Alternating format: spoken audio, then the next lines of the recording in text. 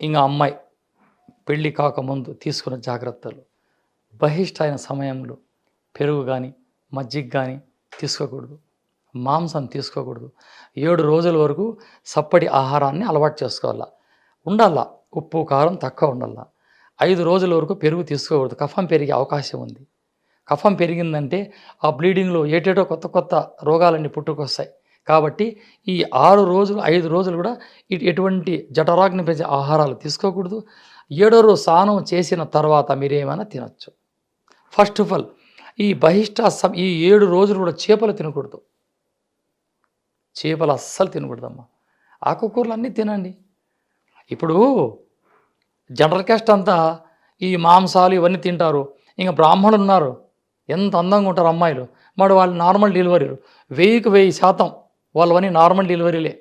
నా అనుభవం ప్రకారంగా నా కాడికి ఎంతోమంది ఈ పేషెంట్లు వస్తారు, వీళ్ళల్లో 100కి 90% నార్మల్ డెలివరీలు అయిన అమ్మాయిలే వస్తారు. గురుగారు అబ్బాయికి ఏదో ప్రాబ్లం ఉంది, ఇవి డొక్కలు ఎగేస్తున్నాడు, ఊపిరి సరిగా ఆడట్లా, నైటు నిద్ర రాదు అంటే అప్పుడు అమ్మ లేదు సార్ నార్మల్ డెలివరీ సార్ అంటే.